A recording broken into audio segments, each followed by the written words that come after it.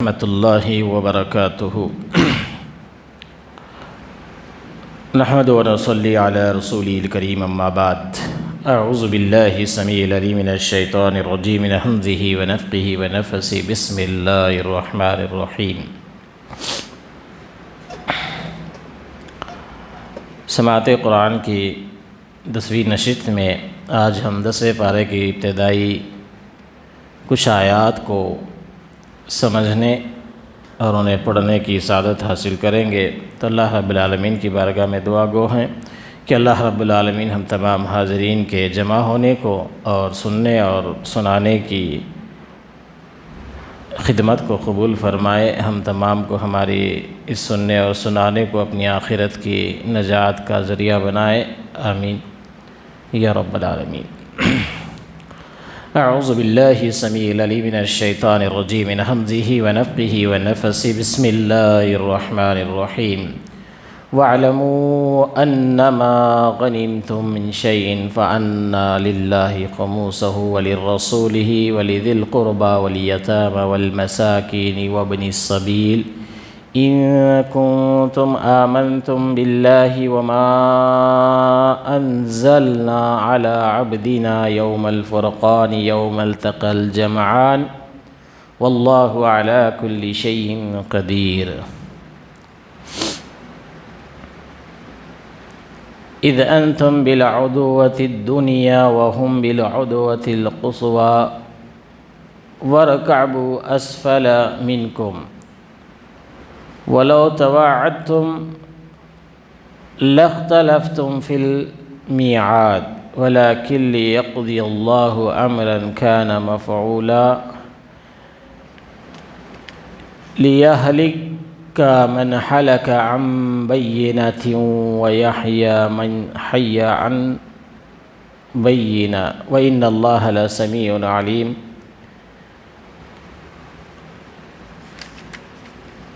سورہ انفال کی آیت نمبر 41 سے 10واں پارہ شروع ہو رہا ہے۔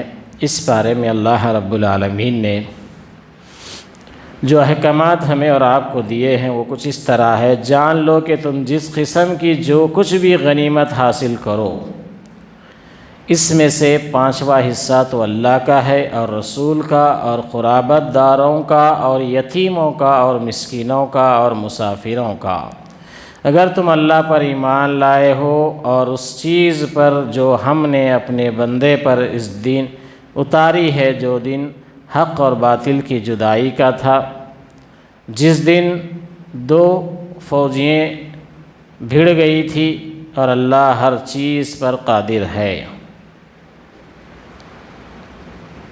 جب کہ تم پاس والے کنارے پر تھے اور وہ دور والے کنارے پر تھے اور قافلہ تم سے بہت نیچے تھا، اگر تم آپس میں وعدے کرتے تو یقیناً تم وقت معین پر پہنچنے میں مختلف ہو جاتے، تاکہ کر ڈالے اللہ ایک کام جو مقرر ہو چکا تھا، تاکہ جو ہلاک ہو تو وہ بھی دلیل پر یقین جان کر ہلاک ہو، اور جو زندہ رہے وہ بھی دلیل پر حق پہچان کر زندہ رہے، بے شک اللہ بہت سننے والا اور خوب جاننے والا ہے۔ ان آیات کی شروعات میں اللہ رب العالمین نے غنیمت سے مراد وہ مال ہے جو کافروں سے لڑائی کے نتیجے میں مسلمانوں کو حاصل ہو، کفر اور اسلام کی جنگ ہو، اور ایسی جنگ کے موقع پر جو مال ہاتھ لگے اسے مال غنیمت کہا جاتا ہے۔ پہلی امتوں میں اس کے لیے یہ طریقہ تھا کہ جنگ ختم ہونے کے بعد کافروں سے حاصل کردہ سارا مال ایک جگہ ڈھیر کر دیا جاتا، آسمان سے آگ آتی اور اسے جلا کر بھسم کر کے یا اسے خاک کر کے چلی جاتی، لیکن امت مسلمہ کے لیے یہ مال غنیمت حلال کر دیا گیا۔ یعنی پہلے امتوں کا معاملہ ایسا تھا کہ جو بھی مال کفار سے لڑنے کے بعد ہاتھ لگتا تھا وہ مال اکٹھا کرتے اور اللہ رب العالمین کی جانب سے آسمان سے ایک آگ آتی اور اسے جلا کر بھسم کر دیتی، لیکن یہ اللہ رب العالمین کا فضل و کرم ہے کہ اللہ رب العالمین نے اس امت محمدیہ صلی اللہ علیہ وسلم کے لیے یہ مال غنیمت حلال کر دیا ہے، اور جو مال بغیر لڑائی کے صلح کے ذریعے سے جزیہ یا خراج سے وصول ہو اسے فی کہا جاتا ہے۔ کبھی غنیمت کو بھی فے سے تعبیر کیا جاتا ہے۔ من شیئن سے مراد جو کچھ بھی ہو، یعنی تھوڑا ہو یا زیادہ ہو، قیمتی ہو یا معمولی ہو، سب کو جمع کر کے اس کی تقسیم حسب ضابطے کی جائے گی۔ کسی سپاہی کو اس میں سے کوئی چیز تقسیم سے قبل اپنے پاس رکھنے کی اجازت نہیں ہے۔ تو اللہ کا لفظ بطور تبرک نیز اس لیے ہے کہ ہر چیز کا اصل مالک وہی اللہ ہے اور حکم بھی اسی کا چلتا ہے۔ تو مراد اللہ اور اس کے رسول کے حصے سے ایک ہی ہے، یعنی سارے مال غنیمت کے 5 حصے کر کے 4 حصے تو ان مجاہدین میں تقسیم کیے جائیں گے جنہوں نے جنگ میں حصہ لیا۔ ان میں بھی پیادے کو 1 حصہ اور سوار کو 3 گنا حصہ ملے گا۔ 5واں حصہ جسے عربی میں خموس کہتے ہیں، رسول اللہ صلی اللہ علیہ وسلم یہ حصہ اپنی ضروریات، ازواج مطہرات کی ضروریات اور مسلمانوں کے مفاد عامہ میں لگاتے تھے، جیسا کہ آپ صلی اللہ علیہ وسلم نے فرمایا۔ مسند احمد کی روایت ہے، یعنی میرا جو 5واں حصہ ہے وہ بھی مسلمانوں کے مصالح پر ہی خرچ ہوتا ہے۔ دوسرا حصہ رسول اللہ صلی اللہ علیہ وسلم کے قرابت داروں کا، پھر یتیموں کا اور مسکینوں کا اور مسافروں کا، اور کہا جاتا ہے کہ یہ خمس حسب ضرورت خرچ کیا جائے گا۔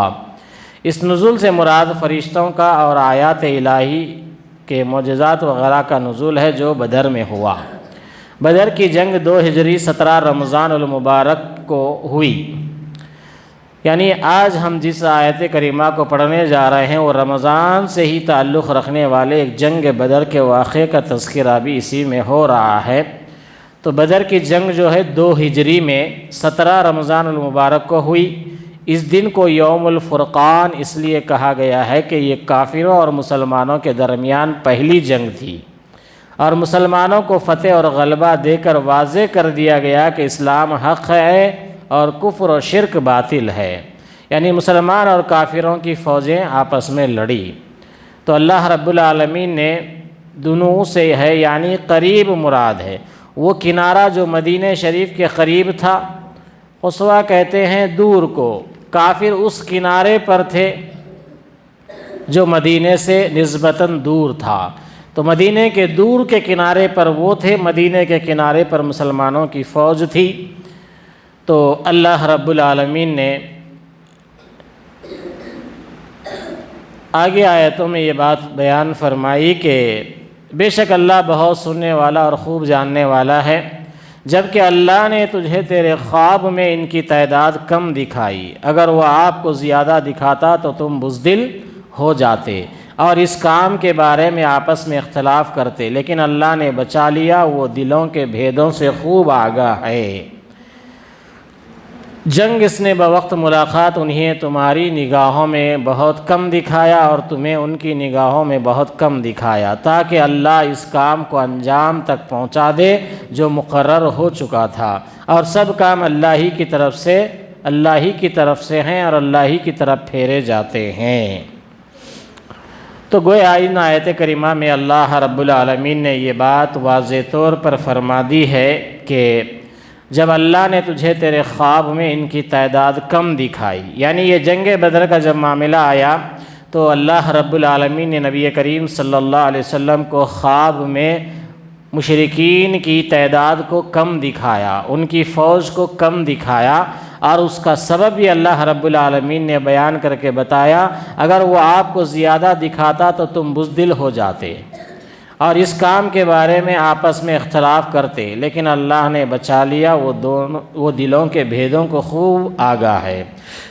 تو اللہ رب العالمین کہہ رہا ہے کہ اگر ہم مشرکین مکہ کی اگر تعداد آپ لوگوں کی نظر میں جتنی ہے اتنی دکھاتے یا زیادہ دکھاتے، تو کیونکہ مشہور کل 313 تھے، جو وہ 313 صحابہ اکرام کی ایک چھوٹی سی جماعت اور ادھر 1100 سے زائد کا جو مجمع تھا، وہ جو ہے وہ مجمع کو اللہ رب العالمین نے نبی کریم صلی اللہ علیہ وسلم کی خواب میں تھوڑا کر کے بتایا اور اس کا سبب بتایا، تو اللہ رب العالمین تمہارے درمیان حق اور باطل کی جنگ کروانا فیصلہ کر دیا ہے۔ اس لیے اس کام کے بارے میں اگر ہم برابر جتنی تعداد ہے اتنی دکھاتے تو آپس میں اختلاف ہوتا۔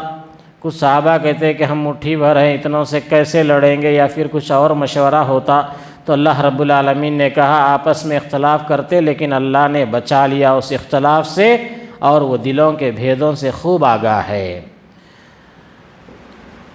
جب اس نے بوقت ملاقات انہیں تمہاری نگاہوں میں بہت کم دکھایا اور تمہیں ان کی نگاہوں میں بہت کم دکھایا، تاکہ اللہ اس کا کام جو مقرر کر دیا گیا تھا اس کو انجام تک پہنچا دے جو مقرر ہو چکا ہے، اور سب کام اللہ ہی کی طرف پھیرے جاتے ہیں۔ اس سے مراد وہ تجارتی قافلہ جو حضرت ابو سفیان کی قیادت میں شام سے مکہ جا رہا تھا، اور جسے حاصل کرنے کے لیے ہی دراصل مسلمان اس طرف آئے تھے۔ یہ پہاڑ سے بہت دور مغرب کی طرف نشیب میں تھا۔ جب بدر کا مقام جہاں جنگ ہوئی بلندی پر تھا، یعنی اگر جنگ کے لیے باقاعدہ دن اور تاریخ کا ایک دوسرے کے ساتھ وعدہ یا اعلان ہوتا تو یقین تھا کہ تم لڑائی کی تاریخ میں مختلف ہو جاتے، لیکن چونکہ اس جنگ کا ہونا اللہ نے لکھ رکھا تھا، اس لیے ایسے اسباب پیدا کر دیے گئے کہ دونوں فریق بدر کے مقام پر ایک دوسرے کے مقابلے میں بغیر پیشگی وعدہ و عہد کے صف آرا ہو جائیں۔ تو یہ علت ہے اللہ کی اس تقدیر معاشیت کی، جس کے تحت بدر میں فریقین کا اجتماع ہوا، تاکہ جو ایمان پر زندہ رہے تو وہ بھی دلیل پر زندہ رہے، اور جو یقین ہو کہ اسلام حق ہے کیونکہ اس کی حقانیت کا مشاہدہ وہ بدر میں کر چکا ہے، اور جو کفر کے ساتھ ہلاک ہو تو وہ بھی دلیل کے ساتھ ہلاک ہو، کیونکہ اس پر یہ واضح ہو چکا ہے کہ مشرکین کا راستہ گمراہی اور باطل کا راستہ ہے۔ تو اللہ تعالیٰ نے نبی کریم صلی اللہ علیہ وسلم کو خواب میں کافروں کی تعداد تھوڑی دکھائی، اور وہی تعداد آپ صلی اللہ علیہ وسلم نے صحابہ کرام کے سامنے بیان فرمائی، جس سے ان کے حوصلے بڑھ گئے۔ اگر اس کے برعکس کافروں کی تعداد زیادہ دکھائی جاتی تو صحابہ میں پست ہمتی پیدا ہونے اور باہمی اختلاف کا اندیشہ تھا، لیکن اللہ نے ان دونوں باتوں سے بچا لیا تاکہ وہ کافر بھی تم سے خوف کھا کر پیچھے نہ ہٹے۔ پہلا واقعہ خواب کا تھا، اور یہ دکھلانا عین قتال کے وقت تھا، جیسا کہ الفاظ قرآنی سے واضح ہے۔ تاہم یہ معاملہ ابتدا میں تھا، لیکن جب باقاعدہ لڑائی شروع ہو گئی تو پھر کافروں کو مسلمان اپنے سے دگنا نظر آتے تھے، جیسا کہ سورہ آل عمران کی آیت نمبر 13 سے معلوم ہوتا ہے کہ بعد میں زیادہ دکھانے کی حکمت یہ نظر آتی ہے کہ کثرت دیکھ کر ان کے اندر مسلمانوں کا خوف اور وحشت بیٹھ جائے، جس سے ان کے اندر بزدلی اور پست ہمتی پیدا ہو۔ اس کے برعکس پہلے کم دکھانے میں حکمت یہ تھی کہ وہ لڑائی سے گریز نہ کریں۔ تو یعنی مسلمانوں کی بھی تعداد اللہ رب العالمین نے مشرکین کی نظر میں کم کر کے دکھائی۔ اس میں یہ حکمت تھی کہ مشرک اپنے آپ کو یہ سمجھ رہے تھے کہ یہ لوگ بہت کم ہیں، لہذا ہم ان کو دبوچ دیں گے، ان کو ہم شکست دے دیں گے۔ اس ہمت میں وہ لوگ بھی آگے بڑھے۔ اس سبب کے مقصد یہ تھا کہ اللہ تعالیٰ نے معرکہ حق اور باطل کو واضح کرنے کا جو فیصلہ کیا ہوا تھا وہ پورا ہو جائے، اس لیے اس نے اس مخالف فوج سے اس کے اسباب پیدا فرمائے۔ تو اللہ رب العالمین نے سورہ انفال کی آیت نمبر 44 میں اور آگے فرمایا، اے ایمان والو، جب تم کسی مخالف فوج سے بھڑ جاؤ تو ثابت قدم رہو اور بکثرت اللہ کو یاد کرو تاکہ تمہیں کامیابی حاصل ہو، اور اللہ اور اس کے رسول کی فرما برداری کرتے رہو، آپس میں اختلاف نہ کرو ورنہ بزدل ہو جاؤ گے اور تمہاری ہوا اکھڑ جائے گی، اور صبر کرو، یقیناً اللہ صبر کرنے والوں کے ساتھ ہے۔ ان لوگوں نے جیسے نہ بنو جو اتراتے ہوئے اور لوگوں میں خود نمائی کرتے ہوئے اپنے گھروں سے نکلے اور اللہ کی راہ سے روکتے تھے، جو کچھ وہ کر رہے ہیں اللہ اسے گھیر لینے والا ہے، جبکہ شیطان ان کے اعمال انہیں خوشنما کر کے دکھا رہا تھا اور کہہ رہا تھا کہ لوگوں میں میں لوگوں میں سے کوئی بھی آج تم پر غالب نہیں آ سکتا، میں خود بھی تمہارا حمایتی ہوں۔ لیکن جب دونوں جماعتیں آمنے سامنے ہوئی تو اپنے ایڑیوں کے بل پیچھے ہٹ گیا اور کہنے لگا میں تو تم سے بری ہوں، میں وہ دیکھ رہا ہوں جو تم نہیں دیکھ رہے ہو، میں اللہ سے ڈرتا ہوں اور اللہ سخت عذاب والا ہے۔ تو گویا اللہ رب العالمین آیت کریمہ میں وہ اسباب بتا رہے ہیں کہ اب مسلمانوں کو لڑائی کے وہ آداب بتائے جا رہے ہیں جن کو دشمن سے مقابلے کے وقت ملحوظ رکھنا ضروری ہے۔ سب سے پہلے بات ثابت قدمی اور استقلال ہے، تاہم اسی سے تحرف اور تحزن کی دونوں صورتیں مستثنیٰ ہوں گی، جن کی پہلی وضاحت کی جا چکی ہے، کیونکہ بعض دفعہ ثابت قدمی کے لیے بھی تحریف یا تحذیر ناگزیر ہوتا ہے۔ دوسری ہدایت یہ ہے کہ اللہ کو کثرت سے یاد کرو۔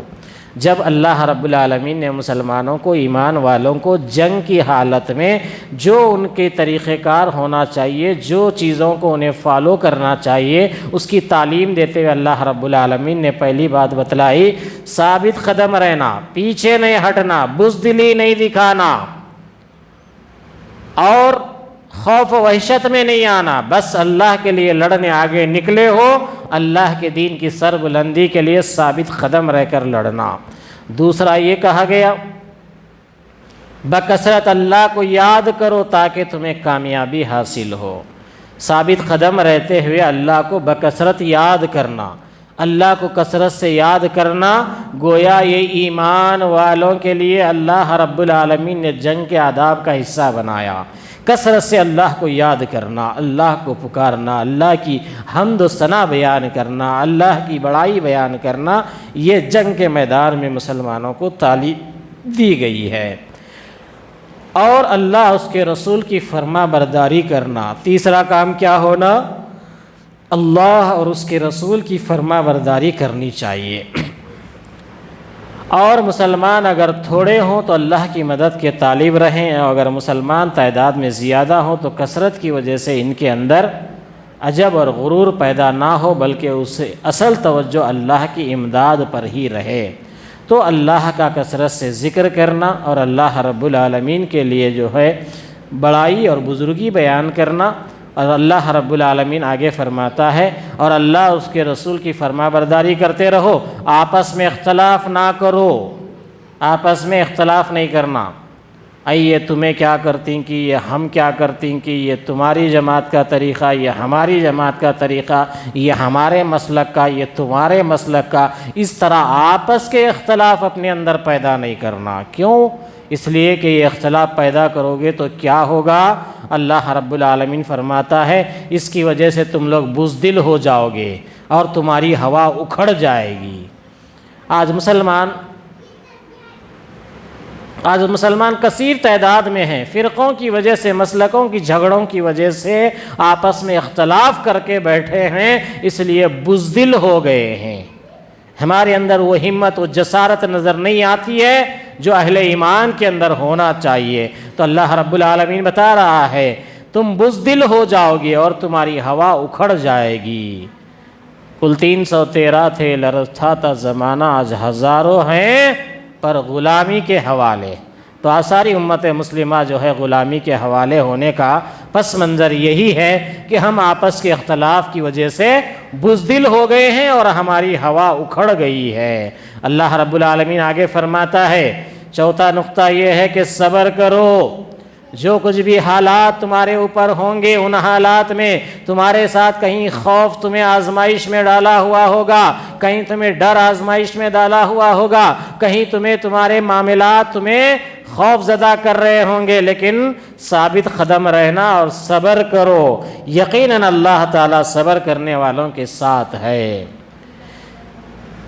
ان لوگوں جس سے کچھ لوگ جو ہے ایسے موقع پر بن سور کر اتراتے ہوئے اپنے گھروں سے نکلے اور خود کی نمائش کرتے ہوئے نکلے کہ ہم ان کو بتا دیں گے، ہم ان کو دکھا دیں گے، تو اللہ رب العالمین کہہ رہا ہے اللہ کی راہ سے روکتے تھے۔ ایسے گھمنڈی، ایسے نکلنے والے لوگوں کا جو عمل تھا وہ یہ تھا کہ وہ اللہ کی راہ سے لوگوں کو روکتے تھے۔ کیا کہتے تھے؟ کہاں خالی پیلی جھگڑے مول لے رہے بھائی، کہاں خالی پیلی فساد مول لے رہے، چھوڑو. یعنی اللہ کے لیے ہو رہی ہے جو بھی جنگ ہو رہی ہے، اللہ کے لیے جو بھی معاملہ ہو رہا ہے، اللہ کے دین کی سربلندی کے لیے جو کچھ بھی ہو رہا ہے، وہاں پر بھی کچھ لوگ گھروں سے اتراتے ہوئے اور سج دھج کر نکلے اور کہنے لگے کہ اللہ کے بندوں کو اللہ کی راہ سے روکتے تھے. جو کچھ وہ کر رہے ہیں اللہ اسے گھیر لینے والا ہے. لیکن ایسے ہی موقع پر جب اہل توحید ایمان والوں کی اور مشرکین کے درمیان کوئی معاملہ آمنا سامنے کا ہو جاتا ہے، تب شیطان بھی انٹری مارتا ہے. سورہ انفال کی آیت نمبر 47 کے بعد اللہ رب العالمین فرما رہا ہے، جبکہ شیطان ان کے اعمال انہیں خوشنما کر کے دکھا رہا تھا. یہ لوگ جو اسلام کے خلاف لڑ رہے تھے، ایمان والوں کے خلاف نکلے تھے، گھروں سے اتراتے ہوئے نکلے تھے، سج دج کر نکلے تھے، گھمنڈ میں نکلے تھے، یہ لوگ اللہ کے راستے سے لوگوں کو روکتے تھے. ان کے ساتھ شیطان بھی مل گیا، اور شیطان کیا کر رہا تھا؟ ان لوگوں کے اعمال کو خوشنما کر کے دکھا رہا تھا، اچھے کر کے دکھا رہا تھا. تم جو کچھ بھی کر رہے زبردست کام کر رہے ہیں، لہذا تم یہ کرتے رہو. ان کو چڑھا رہا تھا، سرا رہا تھا. تو اللہ رب العالمین آگے فرماتا ہے، خوشنما کر کے دکھا رہا تھا اور کہہ رہا تھا کہ لوگوں میں سے کوئی بھی آج تم پر غالب نہیں آ سکتا. شیطان یہ بھی ان کو پیچھے سے دلاسا دے رہا تھا، آج انسانوں میں سے کوئی بھی تمہاری ٹکر نہیں لے سکتا. آج تم بہت پہنچے ہوئے ہو، آج تمہارا بہت دبدبہ ہے. تمہارے دبدبے کے مقابلے میں کوئی بھی انسانیت آج تمہارے سامنے نہیں ٹھہر سکتی. یہ دلاسا جھوٹا شیطان دے رہا تھا. اور لوگوں میں سے کوئی بھی آج تم پر غالب نہیں آ سکتا، میں خود بھی تمہارا حمایتی ہوں. شیطان کیا بولا؟ میں خود بھی تمہارا مددگار ہوں، تمہارا حمایتی ہوں، تمہاری سپورٹ کرنے والا ہوں، تمہارے پیچھے ہوں. بولتے نا آج بھی بہت سے لیڈروں کو دیکھا جاتا ہے، حق دیکھتے نہ باطل دیکھتے، کون غلطی پہ ہے دیکھتے نہ کون سچائی پہ ہے دیکھتے، بل بولتے ہم پیچھے ہیں میاں، چلو تم لوگ چلو. یہ کس کی بات ہے؟ یہ شیطان کی بات ہے. شیطان جنگ بدر میں کیا بولا؟ شیطان بولا ہم پیچھے ہیں، تمہارے مددگار ہیں، تمہارے حمایتی ہیں، چلو تم لوگ. اللہ رب العالمین کا فیصلہ تھا کہ وہ جنگ ہو کے ہی رہنا ہے. تو شیطان نے اس طرح ان کے پاس آ کر کہا حمایتی ہوں. لیکن جب دونوں جماعتیں آپس میں ٹکرا گئی، جب دونوں جماعتوں کے درمیان جو ہے مقابلہ ہوا، جب آمنے سامنے ہوئی، تو شیطان اپنی ایڑیوں کے بل پیچھے ہٹ گیا. شیطان اپنی ایڑیوں کے بل پیچھے ہٹ گیا اور کہنے لگا میں تو تم سے بری ہوں. شیطان کہنے لگا میں تم لوگوں سے اب بری ہوں، میں اب تم لوگوں سے بری ہوں. کیوں؟ میں جو دیکھ رہا ہوں تم نہیں دیکھ رہے، میں جو دیکھ رہا ہوں وہ تم نہیں دیکھ رہے. میں اللہ سے ڈرتا ہوں. کون کہہ رہا ہے؟ شیطان. لیکن افسوس اس بات کا ہے کہ شیطان بھی مشرکین کا ساتھ دے کر، ان کو دھوکہ دے کر، ان کے سپورٹ کرنے کی بات کہہ کر، جب جنگ کے میدان میں حق اور باطل کے درمیان جو جنگ شروع ہو گئی، جیسے ایمان والے اور مشرکین کے درمیان جنگ شروع ہوئی، تو شیطان وہ منظر دیکھ کر کہنے لگا میں تم سے بری ہوں. جب سے کیا بول رہے تھے حضرت؟ جب سے حضرت بول رہے تھے ہم تمہارے ساتھ ہیں، ہم تمہارے حمایتی ہیں. اب جیسے حضرت کو لگا کہ یہ اللہ کی مار ہے، اب ہم نہیں بچنے والے ہیں، تو شیطان حضرت کیا کرے؟ ایڑیوں کے بل پیچھے دوڑے اور کہنے لگے میں وہ دیکھ رہا ہوں جو تم نہیں دیکھ رہے ہو. وہ کیا تھے؟ وہ فرشتوں کو دیکھ رہا تھا. آئیے آگے تفسیر میں ہم اس کے اوپر گفتگو کریں گے. تو وہ کہنے لگا میں اللہ سے ڈرتا ہوں، لیکن شیطان ہو کر بھی اللہ کے عذاب سے ڈرتا تھا. لیکن آج کے بے ایمان لوگ اللہ کا بھی ڈر نہیں رکھتے ہیں. مسلمانوں میں لڑانے میں بھی کوئی کسی بھی طرح کی کوئی جھجک نہیں رکھتے. آپس میں مسلمانوں کے درمیان لڑائیاں لگا کر اپنی سیاست کی روٹیاں سیکنے کا موقع تلاش کرتے ہیں. تو میں کہہ رہا ہوں کہ یہ دور حاضر کے جو لیڈر ہیں یہ شیطان سے بھی گئے گزرے لوگ ہیں. کسی کو برا لگے تو میں کسی کی ذات پر نہیں کہہ رہا ہوں بلکہ عمل پر کہہ رہا ہوں۔ اگر کوئی ایسا عمل کرے تو گویا وہ بھی یہی کام کر رہا ہے، کیونکہ شیطان بھی جب لوگوں کو غلطی کے بارے میں سپورٹ کر کے سامنے آیا، جب اللہ کی مار دیکھی تو کہنے لگا میں اللہ سے ڈرتا ہوں۔ لیکن آج بس اتنی ہی ہماری التجا ہے کہ ہر انسان، ہر نبی کا کلمہ پڑھنے والا اللہ سے ڈرنے والا بن جائے، کسی سے نہ ڈرے، بس اللہ سے ڈرے اور اپنی آخرت کی فکر کر لے کہ میں جو کام کر رہا ہوں یہ کام کی وجہ سے اللہ خوش ہوں گے یا ناراض ہوں گے، اس بات کی وہ فکر کر لے۔ بس یہی ہمارا پیغام ہے۔ تو شیطان نے کہا میں اللہ سے ڈرتا ہوں اور اللہ سخت عذاب والا ہے۔ آگے اللہ رب العالمین نے فرمایا جب منافقین کہہ رہے تھے، اور وہ بھی جن کے دلوں میں روگ تھا، انہوں نے تو ان کے دین نے دھوکے میں ڈال دیا ہے۔ جو بھی اللہ پر بھروسہ کرے اللہ بلا شبہ اسے غلبے والا اور حکمت والا ہے۔ تو اللہ رب العالمین کے اوپر ایمان رکھنے والوں کی فضیلت بیان کرتے اللہ کہہ رہا ہے منافق جو چاہے کہہ لے، لیکن جب ایمان والے اللہ پر بھروسہ کرے تو اللہ بلا شبہ غلبے والا اور حکمت والا ہے۔ تو گویا مشرکین مکہ جب اپنے قافلے کی حفاظت اور لڑائی کی نیت سے نکلے تو بڑے اتراتے ہوئے اور فخر اور غرور کرتے ہوئے نکلے۔ مسلمانوں کو اس کافرانہ شیوے سے روکا گیا، اتراتے ہوئے جنگ میں نہیں نکلنا، لوگوں کو لڑائی جھگڑے کی دعوت نہیں دینا، اس شیوے سے روکا گیا۔ مشرکین جب مکہ سے روانہ ہوئے تو انہوں نے اپنے حریف قبیلے بنی بکر بن کنعان سے اندیشہ لیا کہ وہ پیچھے سے انہیں نقصان نہ پہنچائے۔ چنانچہ شیطان سراقہ بن مالک کی صورت بنا کر آیا، جو بنی بکر میں کنعان کے ایک سردار تھے، اور انہیں نہ صرف فتح و غلبے کی بشارت دی بلکہ اپنی حمایت کا بھی پورا یقین دلایا۔ لیکن جب ملائکہ کی صورت میں امداد الہی کو دیکھ لیا، جب فرشتوں کی شکل میں وہ اللہ کی مدد کو دیکھ لیا، اللہ کی مدد جب نظر آئی تو وہ ایڑیوں کے بل بھاگ کھڑا ہوا۔ اللہ کا خوف رکھنے کی تعلیم تو اللہ رب العالمین نے، اللہ کا خوف تو اس کے دل میں کیا ہونا تھا، اسے یقین ہو گیا تھا کہ مسلمانوں کو اللہ کی خاص مدد حاصل ہے، مشرکین ان کے مقابلے میں نہیں ٹھہر سکیں گے۔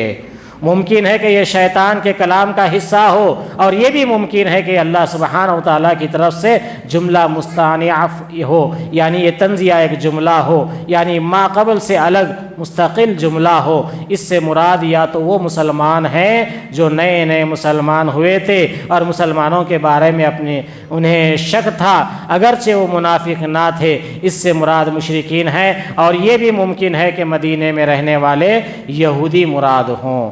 یعنی ان کی تعداد تو دکھایا اور سر و سامان کا جو حال ہے وہ بھی ظاہر ہے، لیکن یہ مقابلہ کرنے کے لیے چلے ہیں۔ مشرکین مکہ سے جو تعداد میں بھی ان سے کہیں زیادہ ہیں اور ہر طرح سے سامان حرب اور وسائل سے مالا مال ہیں، معلوم ہوتا ہے کہ ان کے دین نے ان کو دھوکے اور فریب میں ڈال دیا ہے، اور یہ موٹی سی بات بھی ان کی سمجھ میں نہیں آ رہی ہے۔ اللہ تعالیٰ نے فرمایا ان اہل دنیا کو اہل ایمان کے عزم و ثبات کا کیا اندازہ ہو سکتا ہے، جن کا تو کل اللہ کی ذات پر بھروسہ ہے جو غالب ہے، یقیناً اپنے پر بھروسہ کرنے والوں کو وہ بے سہارا نہیں چھوڑتا، اور حکیم بھی ہے، اس کے ہر فعل میں حکمت بالغہ ہے جس کے ادراک سے انسانی عقل قاصر ہے۔ اللہ رب العالمین کی کیا حکمتیں ہیں، اللہ رب العالمین کا کیا فیصلہ ہے، یہ انسان کی عقل اس کو نہیں بیان کر سکتی، نہ سمجھ سکتی ہے۔ اسی لیے اللہ رب العالمین نے اپنی قدرت کاملہ کی نشانی بتاتے ہوئے کہا اللہ رب العالمین یقیناً جو ہے بڑی حکمت والا ہے۔ بعض مفسرین نے اسے جنگ بدر میں قتل ہونے والے مشرکین کی بات قرار دیا ہے۔ حضرت ابن عباس رضی اللہ عنہ سے مروی ہے، وہ کہتے ہیں کہ جب مشرکین مسلمانوں کی طرف آتے تو مسلمان ان کے چہروں پر تلواریں مارتے، جس سے بچنے کے لیے وہ پیٹ پھیر کر بھاگتے تو فرشتے ان کی دبر پر تلواریں مارتے۔ لیکن یہ آیت عام ہے جو ہر کافر و مشرک کو شامل ہے، اور مطلب یہ ہے کہ موت کے وقت فرشتے ان کے چہروں پر اور پشتوں پر اور دبر پر یعنی چیتڑوں پر مارتے ہیں، جس طرح سورہ انعام میں بھی فرمایا گیا والملائکۃ باسطوا تو اللہ رب العالمین سورہ انعام کی آیت کے ذریعے سے بتایا فرشتے ان کو مارنے کے لیے ہاتھ دراز کرتے ہیں، اور بعض کے نزدیک فرشتوں کی یہ مار قیامت والے دن جہنم کی طرف لے جاتے ہوئے ہوگی، اور داروغہ جہنم کہے گا تم جلنے کا عذاب چکھو۔ تو گویا بہرحال یہاں جنگ بدر کا وہ تذکرہ کرتے ہوئے اللہ رب العالمین نے جو بھی اللہ پر بھروسہ کرے اللہ بلا شبہ غلبے والا اور حکمت والا ہے۔ کاش کہ تو دیکھتا جب کہ فرشتے کافروں کی روح قبض کرتے ہیں، ان کے منہ پر اور سرینوں پر مارتے ہیں اور کہتے ہیں تم جلنے کے عذاب چکھو، یہ ان کاموں کا بدلہ ہے جو تمہارے ہاتھوں نے آگے بھیج رکھے ہیں۔ تو گویا اللہ رب العالمین نے ان آیات کے ذریعے سے بتایا جو کوئی اللہ کے دین کی مخالفت کر کے شرک اور گمراہی کے اندر مبتلا ہو کر بھی اللہ کی توحید کے خلاف، اللہ کی توحید اور اللہ کے توحید کے علم برداروں کے خلاف جو کوئی بھی وہ قدم اٹھائے گا یا مخالفت کرے گا تو بے شک اللہ اپنے بندوں پر ظلم کرنے والا نہیں ہے۔ مثل فرعونیوں کے حال کے اور ان سے پہلے کے لوگوں کے، انہوں نے اللہ کی آیتوں سے کفر کیا، بس اللہ نے ان کے گناہوں کے باعث انہیں پکڑ لیا۔ تو اللہ رب العالمین یقیناً اللہ قوت والا اور سخت عذاب والا ہے۔ یہ اس لیے کہ اللہ ایسا نہیں ہے کہ کسی قوم پر کوئی نعمت انعام فرما کر پھر بدل دے جب تک کہ وہ خود اپنی اس حالت کو نہ بدل دے جو کہ ان کی اپنی تھی، اور یہ کہ اللہ سننے والا جاننے والا ہے۔ اس آیت کریمہ کے ایک نقطے پر میں بھی کچھ آپ کو لفظ کشائی کر کے کہنا چاہتا ہوں۔ اللہ رب العالمین نے کہا یہ اس لیے کہ اللہ ایسا نہیں ہے کہ کسی قوم پر کوئی نعمت و انعام فرما کر پھر بدل دے جب تک کہ وہ خود اپنی اس حالت کو نہ بدل دے جو ان کی اپنی تھی، اور یہ کہ اللہ سننے والا اور جاننے والا ہے۔ ہندوستان کی تاریخ ہے، اللہ نے اس قوم کو بڑی نعمتوں سے نوازا، مسلمانوں کی قوم کو بڑی نعمتوں سے نوازا، اور یہ آیت کریمہ بتا رہی ہے اللہ ایسا نہیں ہے کہ کسی قوم پر کوئی نعمت فرما کر پھر بدل دے۔ اللہ نے اس امت مسلمہ کو، اس قوم کو، اس ہندوستان کی سرزمین پر بڑی بادشاہت دی، بڑی ان کو رسوخات دیے۔ یہ ہندوستان کی تاریخ کو سیچنے کے اندر، یہود و نصارہ اور انگریزوں کو اس ملک سے بھگانے کے اندر، اس دور کے جو مسلمانوں نے تاریخ کے اوراق آج بھی بھرے پڑے ہیں، چاہے وہ دنیاوی سطح کی جنگ تھی، چاہے ہندوستان کو انگریز کی غلامی سے آزاد کرنے کا معاملہ تھا، لیکن اللہ رب العالمین نے اس قوم مسلمان کو اتنا سب کچھ عطا کر دیا تھا کہ ان لوگوں نے اپنے خزانوں سے سونا اٹھا کر ان کے اوپر نچھاور کر کے ہندوستان کو ان کی غلامی سے آزاد کیا تھا۔ آج غیروں کی تاریخ گواہی دیتی ہے۔ کیوں؟ مسلمان تاریخ سے کوسوں دور ہے، مسلمان اپنی تاریخ کو بھلا رہے ہیں، مسلمانوں کو اپنے اسلاف کی تاریخ یاد نہیں رہی۔ اس لیے اللہ رب العالمین فرماتا ہے، اللہ رب العالمین کہہ رہا ہے، یہ اللہ رب العالمین کسی قوم پر کوئی نعمت انعام فرما کر پھر بدل دے جب تک کہ وہ خود اپنی حالت کو نہ بدلے۔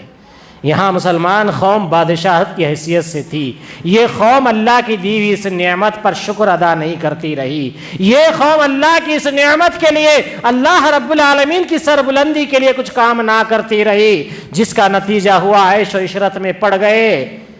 عیش و عشرت مسلمان قوم کی ماضی کی تاریخ بن گئی۔ اس لیے اللہ رب العالمین کہہ رہا ہے، اللہ رب العالمین بتا رہا ہے، خود وہ اپنی اس حالت کو نہ بدل دیں جو کہ ان کی اپنی تھی۔ یہ مسلمان قوم بادشاہت تھی، لیکن یہ اپنے گناہوں کی وجہ سے، اپنی خواہشات نفسانی کی وجہ سے، یہ اپنی نااہلی کی وجہ سے یہ قوم جو ہے اپنا سب کچھ اثاثہ کھوتی چلے گئی، یہاں تک کہ اب یہ صورتحال ہے کہ یہ مسلمان قوم جو کبھی ہندوستان کی تاریخ کو رچانے بسانے میں اول کردار ادا کرتی تھی، آج یہی مسلمان قوم کو اپنے ادارے، اپنے اسکول، اپنے مدارس چلانے کے لیے، NOC کے لیے، سرٹیفکیٹوں کے لیے گلی کوچوں میں پھرنا پڑ رہا ہے۔ آج اسی مسلمان جو قوم کبھی ہزاروں سال اس ملک کے اوپر اپنی قیادت جمع کرتی، یہی مسلمان قوم کو آج غیروں کو رشوت کھلا کھلا کر اپنے لیگل کام کروانے پڑ رہے ہیں، لیگل کام کروانے کے لیے بھی رشوت دینا پڑ رہا ہے۔ یہ آج ملک کی صورتحال ہے، آپ دیکھ لیجئے۔ اللہ رب العالمین اس آیت کریمہ کے ذریعے سے جو سورہ انفال کی آیت نمبر 52 ہے، یہ اس لیے کہ اللہ ایسا نہیں ہے کہ کسی قوم پر کوئی نعمت انعام فرما کر پھر بدل دے، یہ اللہ کا طریقہ نہیں ہے۔ اللہ کوئی قوم کو کچھ نعمت دے دیتا ہے اور اس نعمت کی ہم قدر نہیں کریں گے، اس کوئی بھی نعمت۔ میں چھوٹی سی ایک مثال دے رہا ہوں، آج ہم اور آپ اگر اللہ کے دین کے لیے جمع ہو رہے ہیں، مسجد میں بیٹھ رہے ہیں، درس دے رہے ہیں، درس سن رہے ہیں، یہ اللہ کی نعمت ہے۔ اس نعمت کا اگر ہم شکر ادا نہیں کریں گے، اس نعمت سے فائدہ اٹھانے کے لیے، دین کا علم سیکھنے کے لیے ہم اس کی قدر نہیں کریں گے، تو کیا ہوگا؟ یہ نعمت کی ہم خود ناقدری کریں گے، پھر ایک دن یہ درس خود بخود بند ہو جائے گا، پھر اس نعمت سے ہم خود فائدہ اٹھانے کی بجائے محروم ہو جائیں گے۔ اللہ رب العالمین وہی فرما رہا ہے، خود اپنی اس حالت کو نہ بدل دیں۔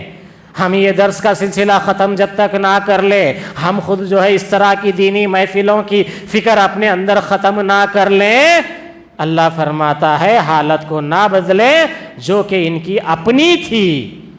یہ ہماری اپنی ہے نا، یہ ہماری فکر ہے نا۔ ہم خود مساجد میں جمع ہونے کی کوشش کر رہے ہیں، ہم خود رمضان کا مہینہ ہے، روزے کی حالت میں ہیں، اس کے باوجود لوگ کل کچھ کہہ رہے تھے، مولوی صاحب آپ 1 گھنٹہ زیادہ وقت لے لیتے ہیں، جمعہ میں آپ کچھ کم بولیے، آپ اپنی آواز کا، اپنی صحت کا خیال رکھیے، کہیں آپ کی تارخ سوکھ نہ جائے۔ یہ بھی مجھے لوگوں نے کل مشورہ دیا۔ میرے بھائیوں، کیوں؟ یہ ہماری ذاتی خواہش ہے کہ اللہ کے دین کا پیغام بندوں تک پہنچے اور اللہ کے بندے اللہ کے دین سے جڑ جائے، یہ میرا اور آپ کا جذبہ ہے۔ اگر اس جذبے کو ہم نے صرف جوش میں آ کر رمضان میں شروع کیا اور رمضان ہوتے ہی ختم کر دیں گے تو کیا ہوگا؟ اللہ کی دی ہوئی ایک اپنی خود اس نعمت کو ہم لوگ اگر نظر انداز کریں گے تو اللہ رب العالمین فرماتا ہے، اور یہ کہ اللہ سننے والا اور جاننے والا ہے۔ تو اللہ رب العالمین کیا ہے؟ وَأَنَّ اللَّهَ سَمِيعٌ عَلِيمٌ۔ اب اس کے بعد ہم کریں گے یا نہیں کریں گے یہ اللہ جاننے والا ہے۔ اگر یہ سلسلہ ہم آگے بھی جاری رکھیں گے، اللہ کہہ رہا ہے تمہارے اس سلسلے سے، تمہاری اس کوشش سے، تمہارے اس دین کے کام سے ہم قوم و ملت کے اندر تبدیلی لائیں گے۔ اللہ کے اس بیان، اللہ کے اس کلام کو سننے اور سنانے کی برکت سے ہم تمہارے گھروں کے اندر اللہ رب العالمین فرماتا ہے سکینت نازل کریں گے۔ لیکن میرا اور آپ کا یہ ذمہ بنتا ہے کہ ہم اس کام کو جاری و ساری رکھیں۔ تو اللہ رب العالمین آگے فرماتا ہے، مثل حالت فرعونیوں کے اور ان سے پہلے کے لوگوں کے، انہوں نے اپنے رب کی باتیں جھٹلائی، پس ان کے گناہوں کے باعث ہم نے انہیں برباد کیا اور فرعونیوں کو ڈبو دیا، یہ سارے ظالم تھے۔ تو اللہ رب العالمین فور ہی اس آیت کے بعد فرعونیوں کا تذکرہ کر کے، ان سے پہلے کے لوگوں کا تذکرہ کر کے اللہ رب العالمین کہہ رہا ہے یہ اپنے رب کی آیتیں جھٹلائے۔ اگر میں اور آپ ایک نعمت کی اگر ناشکری کریں گے، اللہ کی ایک نعمت کی قدر نہیں کریں گے تو کیا ہوگا؟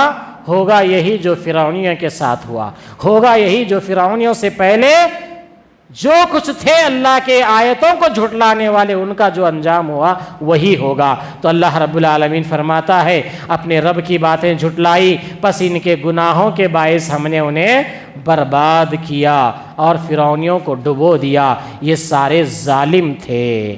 تمام جانداروں سے بدتر اللہ کے نزدیک وہ ہیں جو کفر کرے۔ اللہ اکبر۔ روئے زمین پہ بہت سے جاندار ہیں، اس میں سے نالی کا ایک کیڑا بھی جاندار ہے۔ ایک مثال دے رہا ہوں، اللہ رب العالمین سورہ انفال کی آیت نمبر 55 میں یہ بات فرما رہا ہے کہ تمام جانداروں سے بدتر اللہ کے نزدیک وہ ہیں جو کفر کریں، اللہ کی 1000 نعمتیں کھا رہے ہیں، اللہ کی 1000 نعمتوں میں ڈوبے ہوئے ہیں، اس کے باوجود اللہ کی آیتوں کا جو لوگ کفر کرتے ہیں، اللہ کہہ رہا ہے یہ روئے زمین میں جانداروں میں سب سے بدترین قسم کے جاندار ہیں۔ بتائیے، مکھی کو اللہ کی آیتوں پہ ایمان لانا ہے، مچھروں کو اللہ کی آیت پر ایمان لانا ہے، ایمان لانے کے ذمہ دار وما خلقت الجن والانس الا لیعبدون، عبادت کے لیے جو مخلف قوم ہے صرف انسان اور جنات ہے۔ اے یہ دونوں جماعتوں کان کھول کر سن لو، تمام جانداروں میں سب سے بدترین اللہ کے نزدیک وہ ہے جو کفر کریں۔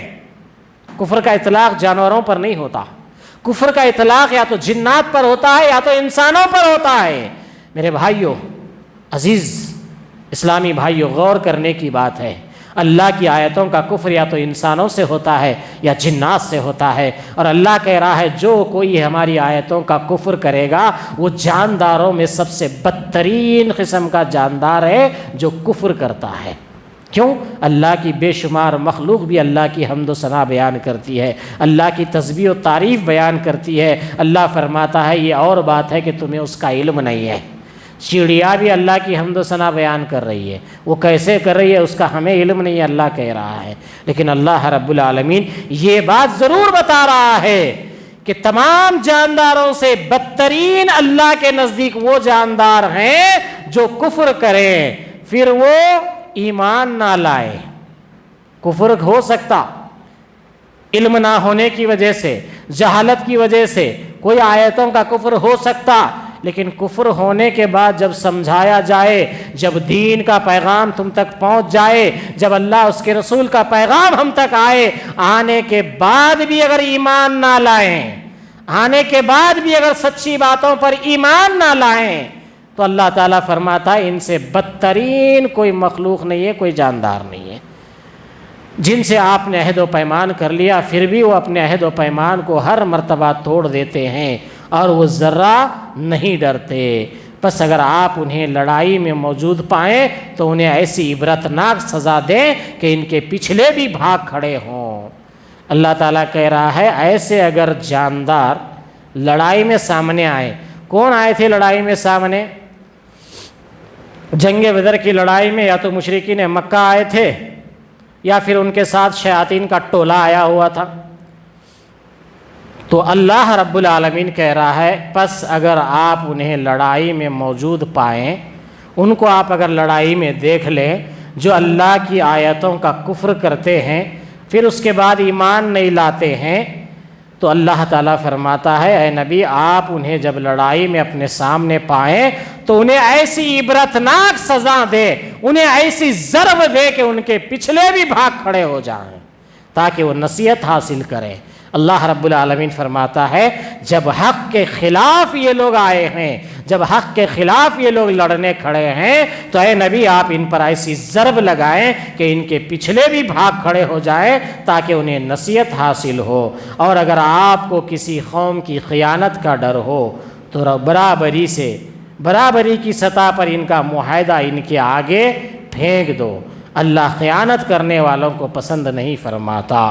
یعنی اگر کسی قوم سے کوئی کمپرمائز ہے، کسی قوم سے کوئی معاہدہ ہے تو ان کے اس معاہدے کو آپ برابر نبھائیں، اس لیے کہ معاہدے کو توڑنا، معاہدے کی مخالفت کرنا بھی کیا ایک خیانت ہے، اور اللہ تعالیٰ خیانت کرنے والوں کو پسند نہیں فرماتا ہے۔ اللہ خیانت کرنے والوں کو پسند نہیں فرماتا ہے۔ کافر یہ خیال نہ کریں کہ وہ بھاگ نکلے، یقیناً وہ عاجز نہیں کر سکتے۔ تم ان کافروں کے مقابلے کے لیے اپنی استطاعت کے مطابق قوت اور تیار بندھے ہوئے گھوڑے فراہم کرنے کی